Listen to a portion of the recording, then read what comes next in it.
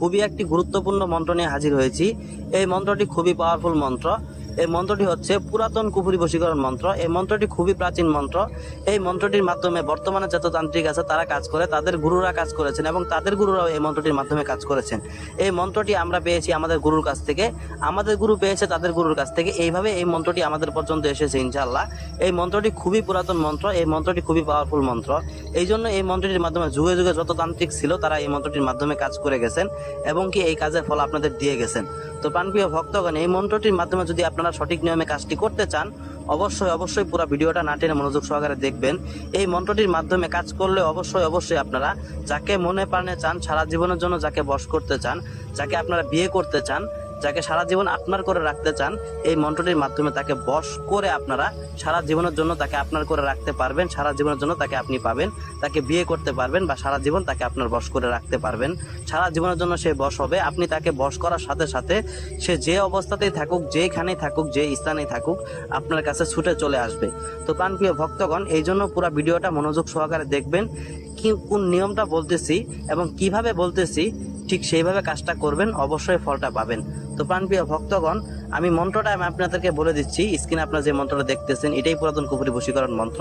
আমি ঠিকভাবে বলে দিচ্ছি, আপনারা মনোযোগ সহকারে মন্ত্রটি শুনেন, তাহলে আপনারা সঠিকভাবে কাজটি করতে পারবেন এই মন্ত্রটির মাধ্যমে। তো প্রাণপ্রিয় ভক্তগণ, পুরাতন কুফরি বশীকরণ মন্ত্র লা ইলাহা ইল্লা হুয়া ওয়া ইল্লা আনতা মাওলা আনা হাব্বাবতু হুয়া, এই যে মন্ত্রটি আমি আপনাদেরকে বললাম, এই মন্ত্রটির মধ্যে দেখেন আনা যে জায়গা আছে তার নিচে দাগ দেওয়া আছে। এই আনার স্থানে আপনি আপনার নামটি লিখবেন এবং হাব্বাবতু হুয়া, এই হুয়ার স্থানে আপনারা নিচে দাগ দেওয়া আছে, সেই স্থানে যাকে বশ করতে চাচ্ছেন তার নামটি আপনারা লিখবেন। লিখার পর এই মন্ত্রটি আপনারা সুন্দর করে মুখস্থ করবেন। এই মন্ত্রটি আপনারা সঠিকভাবে মুখস্থ করবেন। মুখস্থ করার পর এই মন্ত্রটি আপনাদের সিদ্ধ করতে হবে। মন্ত্রটি সিদ্ধ করার জন্য আপনারা এশার নামাজের পরে যে কোনো একটি নির্জন স্থানে গিয়ে এই মন্ত্রটি সিদ্ধ করে নেবেন। মন্ত্রটি সিদ্ধ করার জন্য আপনারা 301 বার এই মন্ত্রটি আপনারা পাঠ করবেন।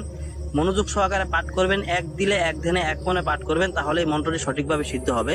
আর এই মন্ত্রটি আপনারা 2 দিন ব্যতীত সপ্তাহের যে কোনো দিন সিদ্ধ করতে পারবেন। শুক্রবার আর শনিবার এই 2 দিন আপনারা এই মন্ত্র সিদ্ধ করতে পারবেন না এবং কি এই মন্ত্রটির মাধ্যমে কাজ করতে পারবেন না। সপ্তাহের বাকি যে দিনগুলো থাকবে সেই দিনগুলো আপনারা এই মন্ত্রটির মাধ্যমে কাজও করতে পারবেন, মন্ত্রটি সিদ্ধও করতে পারবেন। তো প্রাণপ্রিয় ভক্তগণ, এই মন্ত্রটির মাধ্যমে কাজ করার জন্য অবশ্যই আপনাদেরকে একটি মাটির পুতুল কিনতে হবে। এক দামে কিনতে হবে পুতুলটি, দামাদামি করা যাবে না। যে দাম চাবে সেই দামে আপনারা কিনে নিয়ে আসবেন। নিয়ে এসে একটা আসন সাজাবেন। মন্ত্রটা সিদ্ধ করার পরে এই কাজগুলো করবেন আপনারা যেদিন কাজ করবেন সেদিন। তো মন্ত্রটা সিদ্ধ করার পর একটা মাটির পুতুল কিনে সুন্দরভাবে একটি আসন সাজাবেন।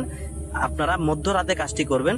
তারপর আসন সাজিয়ে সেই আসনে বসে আপনারা পুতুলটা আপনার সামনে রেখে এই মন্ত্রটি আপনারা 41 বার পাঠ করবেন। 41 বার পাঠ করে এই মন্ত্রটা আপনারা 41 বার পাঠ করার পর সেই পুতুলের উপর আপনারা 3 বার ফু দিবেন। ফু দেওয়ার পর সেই অবস্থাতে আপনারা সেই পুতুলটাকে নিয়ে গুরুস্থানের যে কোনো একটা কবরের মাথার পাশে আপনারা পুঁতে রেখে আসবেন। ইনশাল্লাহ আমি যে নিয়মটা বললাম সেই নিয়মটা আপনারা ভালোভাবে বুঝে সঠিক নিয়মে যদি কাজটা করতে পারেন, কোনো ধরনের ভুল যদি না করেন, অবশ্যই কাজের ফলাফলটা পাবেন এবং কি